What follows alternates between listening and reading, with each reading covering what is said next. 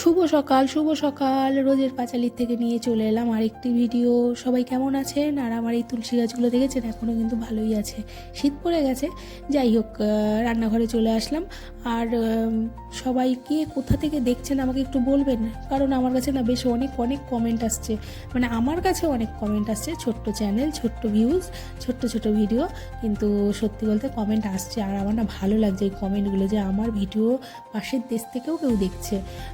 এই জিনিসটা না মানে ভালো লাগছে, সত্যি ভালো লাগছে। যাই হোক, আপনারা কিন্তু বলবেন হ্যাঁ কমেন্ট করে যে কে কোথায় আছেন বা কে কোথা থেকে আমার ভিডিওগুলো দেখছেন।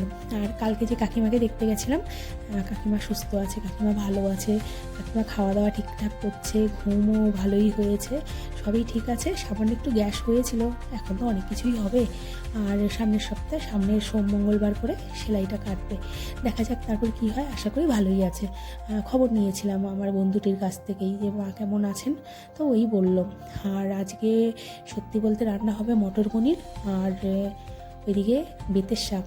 আর আমাদের বাড়িতে যদি পোস্ত আর বাদাম দিয়ে বেতের শাক করা হয়, আর হচ্ছে সাথে যদি একটু মটর পনির হয়, ব্যাস আমার ছেলে সোনামুখ করে খেয়ে নেবে। আর আজকে ওই গতকালকে আমি মটরটাকে একটুখানি ভিজিয়ে রেখেছিলাম, আর আজকে সকালে একটা সিটি দিয়েছি, হয়ে গেছে।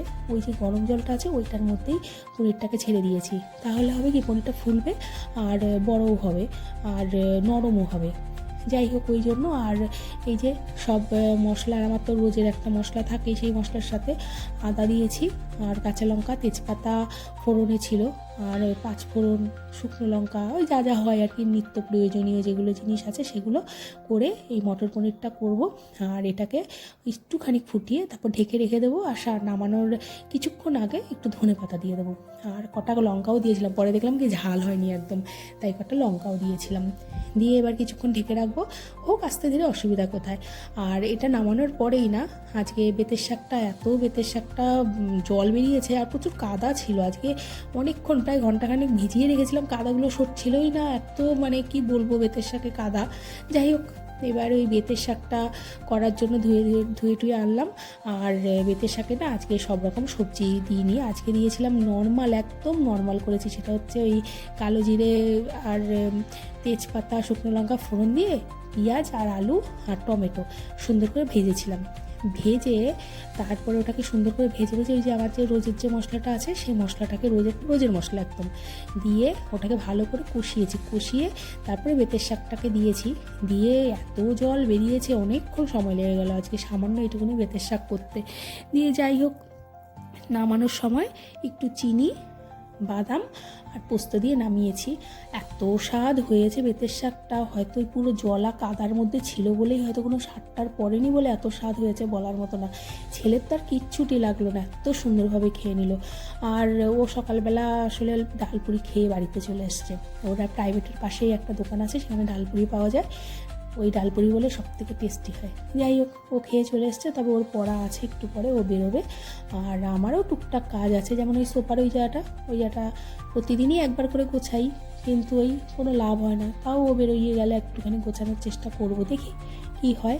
আর এই যে ছোট করে রান্নাবান্নার প্রায় কমপ্লিট হলো, টুকু আসতে দেরি আছে, ও 2-3 বাড়িতে করে তারপর আমার বাড়িতে আসে। আমিই বলেছি একটু দেরি করেই এসো, তাড়াতাড়ি করার দরকার নেই, ধীরে সুস্থে শান্ত মাথায় এসো, শান্তভাবে করো কাজ। সব কাজই কমপ্লিট হয়ে গেছে, এবার একটু বসলাম। টুকু এখন এসে পৌঁছায়নি, আর এবার একটু বসে একটু ফোন ঘাঁটবো, তারপরে আবার কাজে লাগবো। টুকটাক কাজগুলো হয়ে গেল, এই বসলাম একটু সোফাতে, এই যে বালিশটা আর এই যে এখানটায় বইগুলো রয়েছে, এগুলো এখানটাই থাকবে, এগুলো এখান থেকে সরানোর অধিকার কারণেই। যাই হোক, এবার একটু বসলাম। এবার বসে আগামীতে বাকি আছে স্নান, এখনও স্নান বাকি আছে, আজকে বৃহস্পতিবার একটু চাপ আছে। আর ছেলে তো বেরিয়ে গেছে, ওর আস্তে আস্তে সন্ধে হয়ে যাবে, ওর আজকে 2টো পড়া আছে, ও খেয়ে দিয়েই বেরিয়েছে, ওর সব কমপ্লিট। এবার আসবে, এসে তারপরে আবার ওর মতন ও চলবে। আর এখনও টুকু এসে পৌঁছায়নি, তবে আমি এই একটু বসলাম, আমি পারছি না, আমি এখনও পর্যন্ত তেমনভাবে চটাপট করতে পারি না, লাগবে হয়তো এখনও কিছুদিন। যাই হোক, ভিডিওগুলো কেমন লাগছে জানাবেন। আর বাড়িতে বসে বসে যে এইভাবেও টাইম পাস করা যায়, এটা আমি জানতাম না। মানে আমি এত বছরেও জানতাম না। তো যাই হোক, আমার টাইম পাসের একটা ভালো বিষয় পেয়েছি, আর আমার কিন্তু ভালোই লাগছে। এবার আমি ফেসবুকেও ছাড়বো এই ভিডিওটি, যেমন ফেসবুকে ছাড়বো, দেখি না কি হয়। আমার টাইম পাস তো হচ্ছে, আর সুন্দরভাবেও হচ্ছে টাইম পাসগুলো। যাই হোক, এটাও আমার জন্য একটা ভালো বিষয়। এই বিগত অপারেশনের পরে আমি 3 মাস খুব কষ্ট পেয়েছি, তো টুকু ছিল বলে আমি বেঁচেছি। ও আমাকে ভীষণই সঙ্গ দিয়েছে, আর কেউ সঙ্গ দেয়নি, সবাই ব্যস্ত, স্বাভাবিক। আমিও তো ব্যস্তই থাকতাম। তো দেখি কতদিন আমি এই ভিডিও করে করে টাইম পাস করতে পারি। তবে বাড়িতেই আছি। ছেলের আবার এইচএস যতদিন না, ছেলে যখন প্রথম স্কুলে দিলাম তখন খুব সুন্দর একটা সময় কাটতো। মানে আমি ভুলে যেতাম যে আমি কি করব, আমি পাগলের মতন দৌড়াদৌড়ি করতাম। যাই হোক, সে স্কুলে ওইভাবে স্বাভাবিক। আমার ছেলে ঠিক 2.5 বছরেই ভর্তি করে দিয়েছিলাম, একটু কথাটা দেরি করে শিখেছিল। তাই এক দিদি ছিল, সেই দিদি আমাকে বলেছিল যে একটু তাড়াতাড়ি স্কুলে ভর্তি করে দাও, 10টা বাচ্চার সাথে মিশলে পরে দেখো কথা ভালোভাবে বলতে পারবে। ঠিক তাই হয়েছে। এবার সেখান থেকে চলে গেল হাই স্কুলে। হাই স্কুলে যখন হলো ভর্তি, আমাকে ঠিক সকাল 9টা 10-এর মধ্যে বাড়ির থেকে বেরোতে হতো। দিয়ে আসা, নিয়ে আসা, আগে পরের কাজ, বাড়ির কাজ সব করতে করতে আমি ক্লাস 10 পর্যন্ত পুরো ব্যস্ত। ততদিনে শরীরটাও খারাপ হয়েছিল আমার ভীষণই। আর শরীর খারাপের পরে 11-এ যখন উঠলো, এইবার আমি পুরোটুকু বাড়িতে। এর মধ্যে আমি আবার কি করতাম, মাঝে দিয়ে আবার ছেলে যখন বাড়ি থাকতো না, আমি দোকানে গিয়ে বসতাম, কারণ আমার সময় কাটতো না। আমি কি করব, কত বই পড়বো, ফোন যে খুব দেখতাম তাও না, ভালো লাগতো না। যাই হোক, দোকানে গিয়ে বসতাম। আমি দোকানে লকডাউনের পর থেকে টানা ছিলাম, আবার আগে আবার কিছু বন্ধও হয়েছে।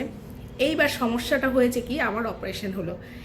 এই অপারেশনের পরে এত বোর হয়েছি, ছেলেকে নিয়ে আমার কোনো কাজ নেই, কিছু নেই। ওই যখন ওর কুইজগুলো হয় তখন হয়তো ওকে নিয়ে বেরিয়েছি। তো যাই হোক, এত সমস্যা হয়েছে আমার। তবে এই ভিডিওটা করার পর থেকে কেউ একজন আমাকে বলেছিল তুমি এটা করো, দেখো ভালো লাগবে, টাইম পাস তো হবে। আর টাইম পাস না, আমার কাছে প্রচুর স্মৃতি রয়ে গেছে। আমি এই স্মৃতিগুলোকে নিয়ে, মানে আমি গতকালকে কী রান্না করলাম সেটা আমার মনে নেই, অথচ আমার স্মৃতিতে রয়ে গেছে আমি গতকালকে কী রান্না করেছি, কি করেছি। বেশ ভালো লাগছে আমার, আমি মজা পাচ্ছি ভীষণ পরিমাণে। এবার বিষয় হচ্ছে কতদিন ধরে রাখতে পারবো।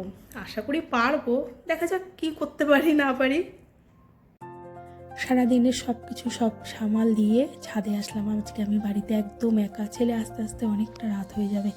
আর ওই পরন্ত বিকেল, গোধূলি সূর্যমামা উঁকি মারছে যে আমি আজকে যাচ্ছি, কালকে আবার আসবো, তুমি সকাল সকাল উঠবে। কিন্তু এই যে সকাল সকাল উঠবে বললে কি আর শীতকালে ওঠা যায়? সে তো আলিস্যি আমার আছেই একটা বড় ধরনের। কিন্তু আমার সকালবেলা উঠে বললে তো ভালো, কিন্তু ওই যে আমার আলিস্যির সাথে তার তুলনা হয় না কারো, না। যাই হোক, এইভাবে একটু সূর্যমামাকে দেখলাম, সকালে দেখিনি, তাতে কি বিকেলে তো দেখে নিলাম। যাই হোক, আর এইবার নিচে আসলাম, আসতেই ছেলের জন্য অপেক্ষায় ছিলাম, দেখলাম ঢুকে গেল জয়দেব। জয়দেবকে আপনারা অনেকেই চেনেন। জয়দেব হচ্ছে আমার বরের বন্ধু, এখন আমারও বন্ধু। ও আমার সাথে প্রায় 20টা বছর থেকে ওর আমার সম্পর্ক। আর সত্যি বলতে জয়দেব নয়, স্বপন নামে আরেকজন কেউ ছিল আমাদের জীবনে, সে আর নেই। সবটাই সময়ের, কী করা যাবে, ওর সময় হয়েছে তাই ও আগে চলে গেছে আমাদের ছেড়ে। স্বপনের গল্প অন্য এক সময় বলবো, স্বপনের গল্প শেষ হবে না এইভাবে। মানে মনটা খারাপ হয়ে যায় ওর কথা ভাবলেই। যাই হোক, কথায় আসি। জয়দেব বললো ওর ভুঁড়ি কমেছে। বললাম হ্যাঁ ভুঁড়ি কমেছে, আমি কিন্তু বলবো ভিডিওতে। বললো হ্যাঁ বলো আমার ভুঁড়িটা দেখো কমেছে। যাই হোক, অনেকটা রোগাই হয়েছে বলতে গেলে। আর আসলে ওর বাড়িতে একটা নিমন্ত্রণ আছে বন্ধুদের নিয়ে, তাই কালকে যাচ্ছি আমরা আর ওরাই। স্বপন থাকলে হতো, এখন স্বপন নেই, কিছু করার নেই। আর আজকের ভিডিওটি আমি এখানটাই শেষ করব। ভালো লাগলে লাইক কমেন্ট শেয়ার করবেন, আর দেখা হবে নতুন একটি ভিডিওতে। আর হ্যাঁ, আমাকে কিন্তু বলবেন হ্যাঁ কে কোথা থেকে দেখছেন, আমার খুব ভালো লাগছে ভাবতে দেখতে।